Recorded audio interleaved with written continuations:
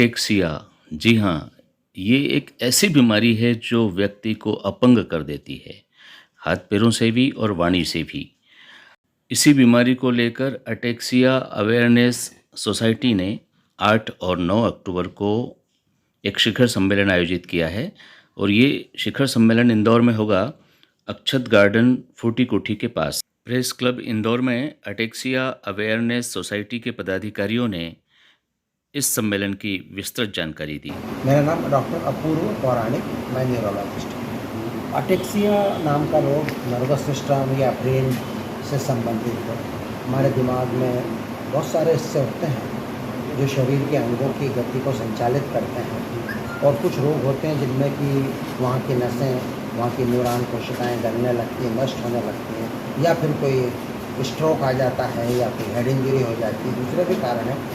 इन सब कारणों से व्यक्ति को चलने में दिक्कत आती है, पाँव डगमग होते हैं, बैलेंस नहीं बनता है, हाथ कांपते हैं, बोलने में आवाज़ कांपती है, गिरने का डर रहता है। और कुछ लोगों में बीमारी समय के साथ बढ़ती जाती है और व्यक्ति आगे चल के विकलांग हो जाता है, दूसरों पर निर्भर हो जाता है।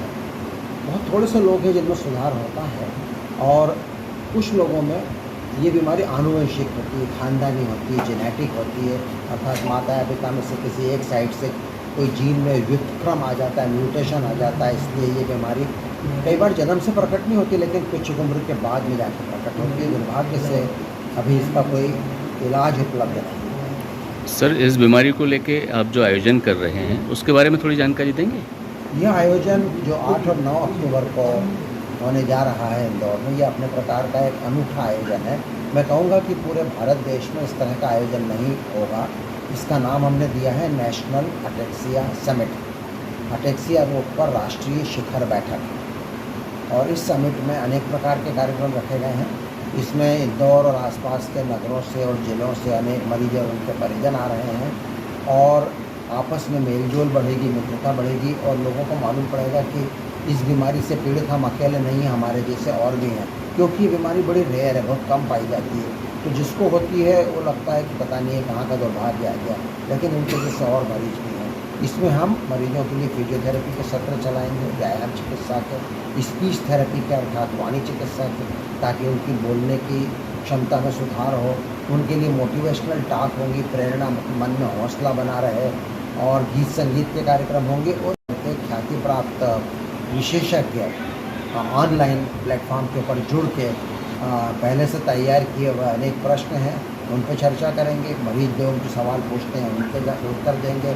हम में से अनेक लोग जो वॉलंटियर्स हैं, उनके मन में जो सुझाव हैं और प्रश्न हैं, उनके बारे में चर्चा करेंगे, और इस बात पर मंथन करेंगे कि राष्ट्रीय स्तर पर अटेक्सिया से पीड़ित मरीजों की बीमारी का सही निदान हो जाए, डायग्नोसिस हो जाए डीएनए के द्वारा।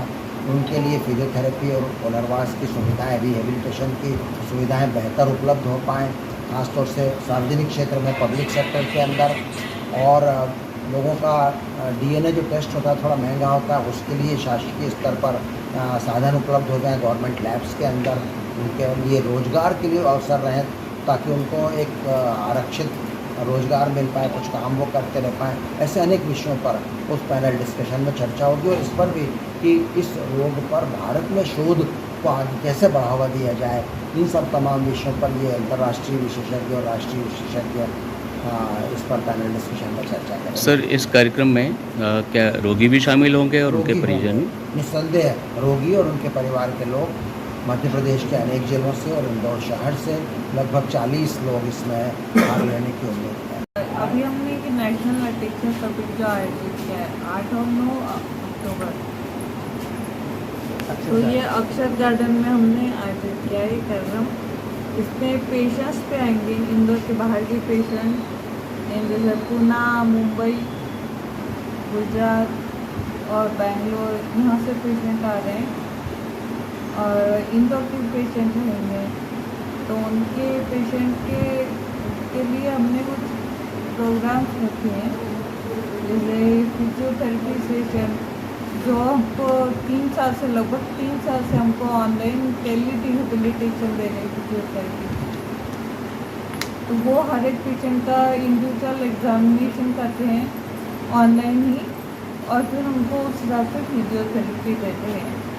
तो वो पेशेंट से एक बार खुद इन पर्सन मिलेंगे और उनको क्या दिक्कतें होती थी, क्योंकि ऑनलाइन की लिमिटेशंस होती थी, तो पेशेंट को देखने के बाद ज़्यादा समझ में आता है। तो वो एक बार उनको देख के मिल के बताएंगे। आपका और नाम? यहाँ पे इंदौर के जो पेशेंट्स हैं, इंदौर के जो न्यूरोफिजियोलॉजिस्ट हैं डॉक्टर भावेश और डॉक्टर दीपक, वो लोग भी उनके साथ में सबको ये करके डिमॉन्स्ट्रेट करेंगे कि कैसे काम। आपका नाम बताइए। मेरा नाम स्वास्थ्य विभाग। 2019 में संस्था का कार्य शुरू हुआ और संस्था का उद्देश्य यही था कि पहले तो पेशेंटों को आइडेंटिफाई करना, मतलब कहाँ कहाँ पेशेंट है, अवेयरनेस फैलाने का मेन उद्देश्य है, ताकि वो पेशेंट मिले। पेशेंट खुद होकर आगे नहीं आते थे क्योंकि ये बीमारी रेयर है और लाइलाज है, तो पेशेंट वो सुन के ही नर्वस हो जाते हैं। तो हम लोगों ने जहाँ जहाँ हमें पता पड़ा, जैसे उदाहरण के लिए इंदौर में बालदा कॉलोनी है, महू के पास में धारनगर के पास में एक डायमंड कॉलोनी है, वहाँ जहाँ जहाँ हमें पेशेंट पता पड़े हम वहाँ गए, उनसे मिले, उनको जो है हमने उनको समझाइश दी और उनको लाए, वो हमारे साथ जुड़े। फिर उनको हमने देखे साथ में छोटे छोटे कार्यक्रम चालू करे इनके डॉक्टर के मार्गदर्शन में कि उन्हें क्या उन्हें करें कि हम जो है वो ठीक हो सकते हैं या उनकी जो बीमारी है वो देर से आगे बढ़े। तो उसके लिए कार्यक्रम करते रहे। फिर लॉकडाउन लग गया था तो फिर हमने ऑनलाइन कार्यक्रम चालू कर दिया और उसमें करीब 150 से ज़्यादा पेशेंट हमारे साथ जुड़ गए। अब इसमें संस्था हमारी जो है इसमें सरकारी कोई सहायता नहीं है और कोई सरकारी सहायता नहीं मिलती है, तो जो भी हमारे परिवारजन और मित्रगण जो हमें डोनेशन देते हैं उसी से ये संस्था चला रहे हैं।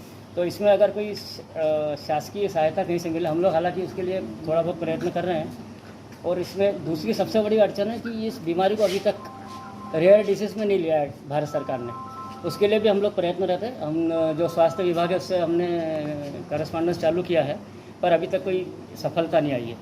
तो जब तक ये रेयर डिसीज़ में नहीं आएगी तब तक जो है जो शासकीय योजनाओं का लाभ मिलना चाहिए वो उनको अच्छे से नहीं मिल रहा है पेशेंटों को। फिर भी हम कोशिश करके उनको कैंप लगाते हैं ब्लड टेस्ट के लिए। ब्लड टेस्ट उनका किस टाइप का अटैक है वो जानने के लिए लगा करते हैं।